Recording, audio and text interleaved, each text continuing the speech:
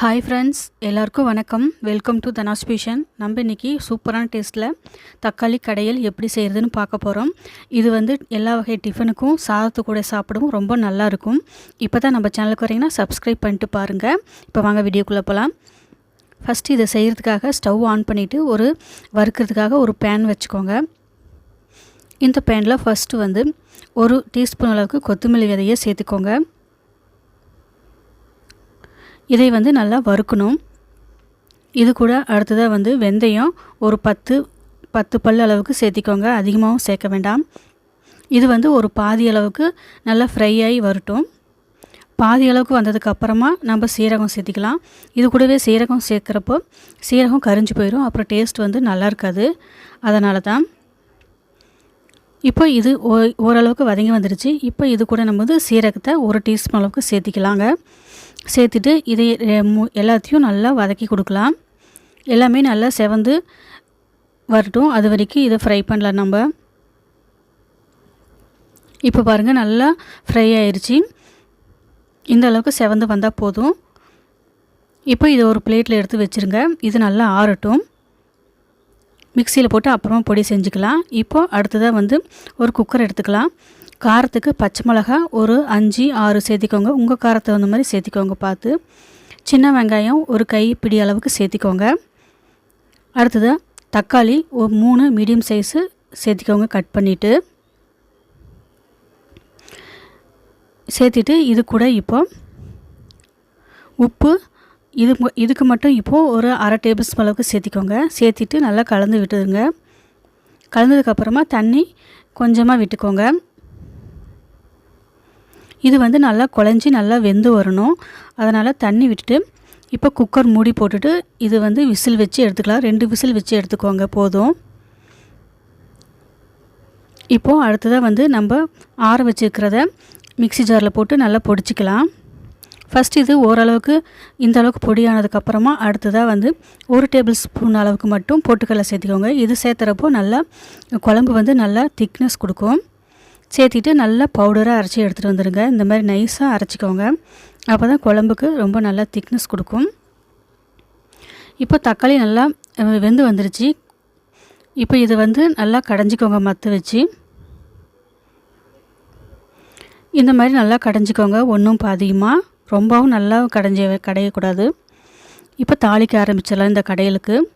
இப்போ stove on பண்ணிவிட்டு 2 table spoon அளவுக்கு நல்லெண்ணெய் ஊற்றிக்கோங்க. இந்த எண்ணெய் சூடானதுக்கப்புறமா கடுகு உளுத்தம்பருப்பு ஒரு டேபிள் ஸ்பூன் அளவுக்கு சேர்த்திக்கோங்க. இது நல்லா பொரிஞ்சு வரட்டும். இப்போ இது பொரிஞ்சு வந்ததுக்கப்புறமா வெங்காயம், சின்ன வெங்காயம் ஒரு 10 பல் கட் பண்ணிவிட்டு சேர்த்திக்கோங்க. சேர்த்துட்டு இது எல்லாத்தையும் நல்லா வதக்குங்க. வெங்காயம் நல்லா வெந்து வரணும். கூடவே கருவேப்பிலை ஒரு கொத்து அளவுக்கு சேர்த்திக்கிட்டு வதக்குங்க. இப்போ இது சீக்கிரம் வதங்கிறதுக்காக உப்பு சேர்த்திக்கலாம். கூடவே பெருங்காயம் ஒரு 1/4 டீஸ்பூன் அளவுக்கு சேர்த்திக்கிட்டு இதையே நல்லா வதக்குங்க.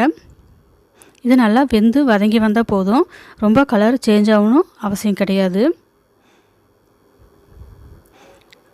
இப்போ நல்லா வதங்கி வந்துருச்சு இந்த வெங்காயம். இப்போ நம்ம கடைஞ்சி வச்சுருக்கிற தக்காளி கடைகளை இது கூட சேர்த்திக்கலாங்க. சேர்த்திட்டு தண்ணி நம்ம எந்த அளவுக்கு குழம்பு வைக்கிறோமோ அந்த அளவுக்கு தண்ணி சேர்த்திக்கோங்க. கூடவே சாம்பார் பொடி ஒரு டேபிள் ஸ்பூன் அளவுக்கு சேர்த்திக்கோங்க. இல்லைன்னா குழம்பு மிளகாய் தூள் இருந்தால் அதையும் அதுக்கு பதிலாக கூட சேர்த்திக்கோங்க. மஞ்சத்தூள் 1/4 டீஸ்பூன் அளவுக்கு சேர்த்திக்கோங்க. சேர்த்திட்டு எல்லாத்தையும் நல்லா கலந்து விட்டுருங்க. இப்படி எல்லாத்தையும் நல்லா கலந்து விட்டதுக்கப்புறமா இப்போ நம்ம தண்ணி விட்டுக்கலாங்க. குக்கர் அளவுன தண்ணி கொஞ்சம் விட்டாச்சு, 1 கப் அளவுக்கு. அடுத்தது இன்னும் 2 கப் அளவுக்கு தண்ணி விட்டுக்கோங்க. எந்த அளவுக்கு திக்னஸ் இருக்கோ அந்த அளவுக்கு பார்த்துட்டு தண்ணி விட்டுக்கோங்க. ரொம்ப தண்ணி நிறையாவும் விட வேண்டாம், ஓரளவுக்கு பார்த்துட்டு விடுங்க.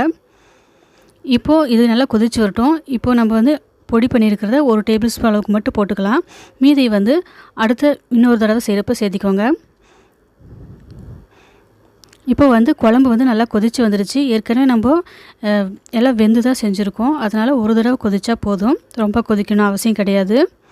இப்போ இந்த பவுடரை தண்ணி கொஞ்சமாக விட்டு நல்லா கலக்கிட்டு அதுக்கப்புறமா இதை கூட சேர்த்திக்கோங்க.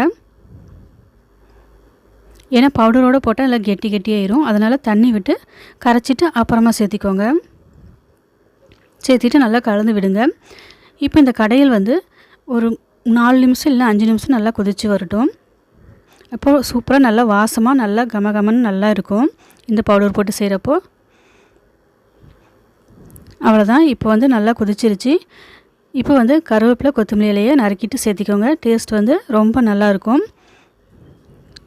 அவ்வளோதான், நம்மளோட சூப்பரான தக்காளி கடைகள் வந்து ரெடி ஆயிடுச்சு. கண்டிப்பாக இதை வந்து நீங்கள் ஒரு தடவை ட்ரை பண்ணி பாருங்கள். ரொம்ப நல்லா டேஸ்டியாக ரொம்ப நல்லா இருக்குது. ஈஸியாகவும் செஞ்சு முடிச்சிடலாம். இப்போ நான் இன்றைக்கி வந்து இட்லியோட சர்வ் பண்ணுறேன். அவ்வளோதான். நீங்களும் இதே மாதிரி ட்ரை பண்ணிவிட்டு டேஸ்ட் எப்படி இருந்துன்னு கமெண்ட்டில் சொல்லுங்கள். லைக் பண்ணுங்கள், ஷேர் பண்ணுங்கள். நாளைக்கு வந்து இன்னொரு வீடியோவில் பார்க்கலாம். தேங்க்யூ ஃபார் வாட்சிங்.